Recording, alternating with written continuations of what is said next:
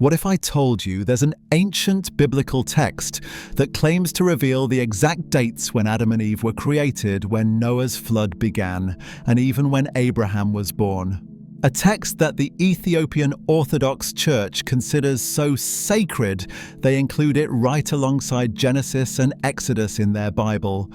But the rest of Christianity buried it so deep that most believers have never even heard its name. This is the Book of Jubilees, and there's a reason it was called forbidden. For over 1,000 years, this text was virtually lost to history.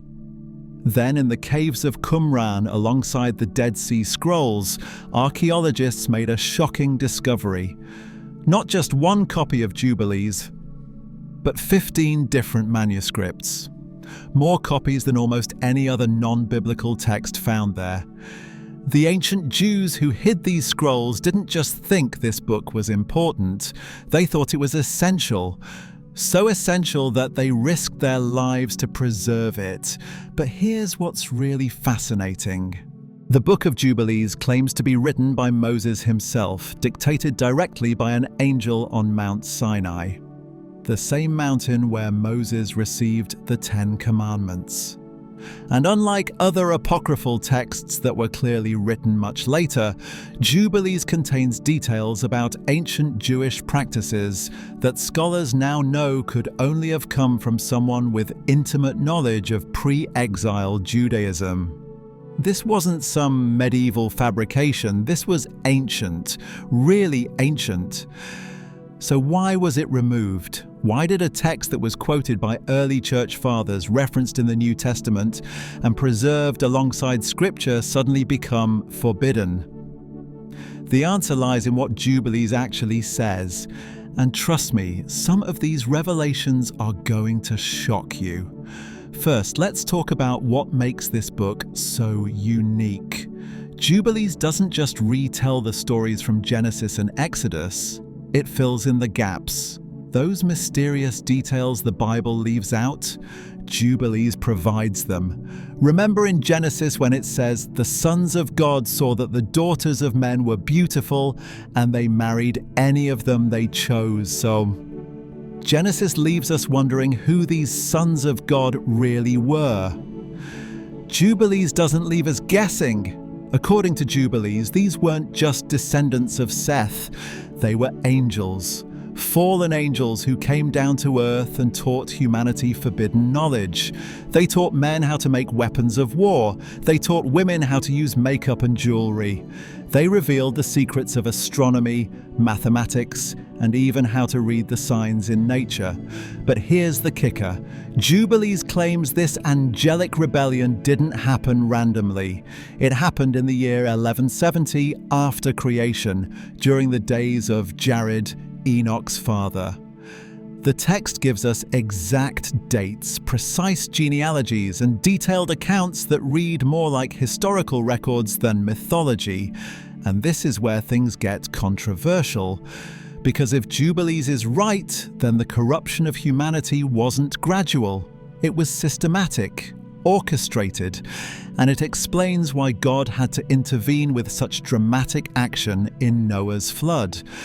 But the Book of Jubilees goes even further. It claims that after the flood, these same demonic forces regrouped and influenced the building of the Tower of Babel. And here's something that will blow your mind. Jubilees states that when God confused the languages at Babel, he didn't just scatter the people randomly, he assigned specific nations to specific angels, what the text calls the sons of heaven. Every nation except one got placed under angelic authority. Israel alone was reserved for God himself. This isn't just theology, this is a complete reframing of human history. It suggests that the spiritual battle we read about in Ephesians 6, our struggle is not against flesh and blood, but against the spiritual forces of evil in the heavenly realms, has been going on since the very beginning of civilization. No wonder early Christians found this book both fascinating and dangerous. But here's what's really remarkable about Jubilees. It doesn't just fill in historical gaps. It provides a calendar, a precise mathematical calendar that claims to be God's original design for time itself. According to this text, God didn't just create the world in 7 days. He created a perfect calendar system where every feast, every holy day, every significant event in biblical history falls on exactly the same date every single year. The Jubilees calendar is solar, not lunar. It has exactly 364 days, perfectly divisible by 7. This means that the Sabbath always falls on the same date. Passover always begins on the same day of the week.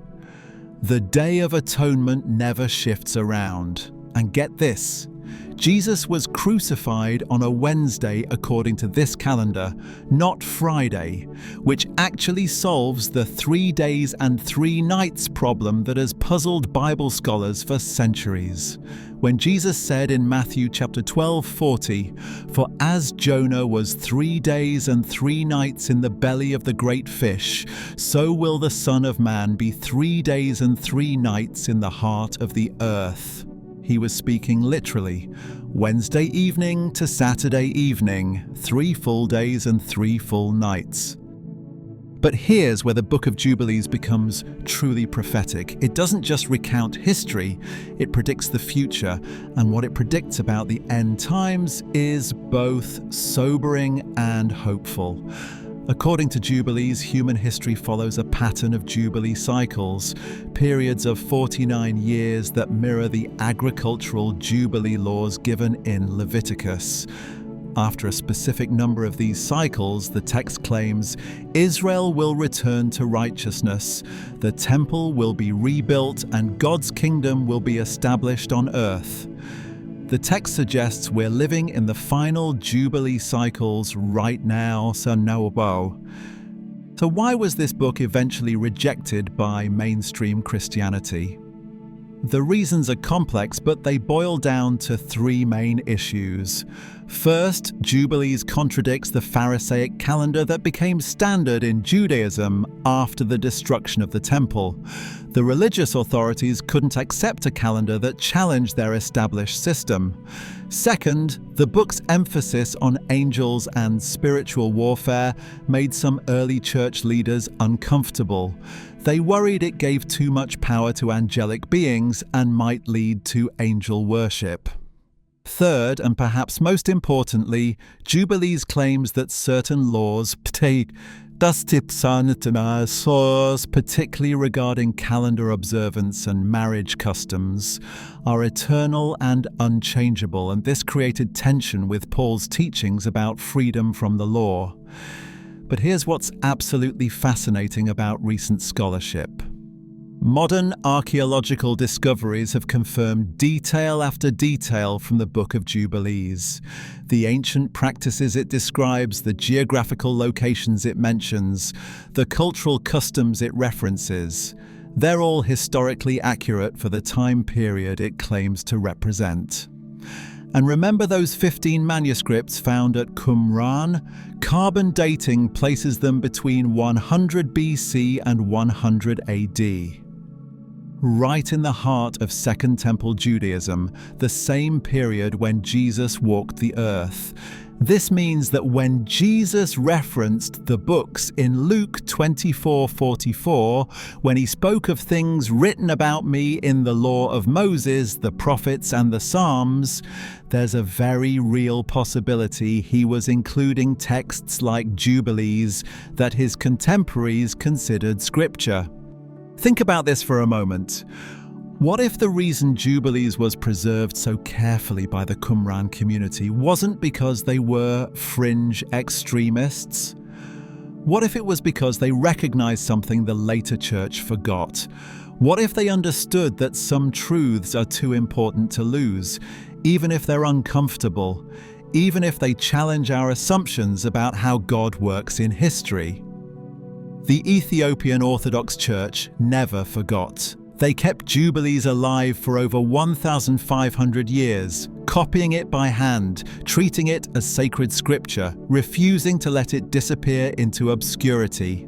And now, thanks to modern archaeology, we have access to this ancient wisdom again. Here's what the Book of Jubilees ultimately teaches us. God's plan for humanity is far more detailed, far more intentional, and far more precisely orchestrated than most of us ever imagined. Every date matters, every genealogy has purpose, every historical event fits into a cosmic calendar that spans from creation to the coming kingdom. But more than that, Jubilees reminds us that we're not just living through random events. We're part of an ancient story that began in a garden, continued through patriarchs and prophets, reached its climax on a cross, and will conclude with the restoration of all things. The spiritual battle is real. The calendar matters. The details count. And sometimes the most important truths are found in the books they tried to hide. What do you think? Should the Book of Jubilees have remained in our Bibles? Does this ancient calendar system change how you understand biblical prophecy? Share your thoughts in the comments below. And if this opened your eyes to something new, hit that subscribe button, because we're just getting started uncovering the untold stories of Scripture. The truth has been hidden for centuries, but it's time to bring it back into the light.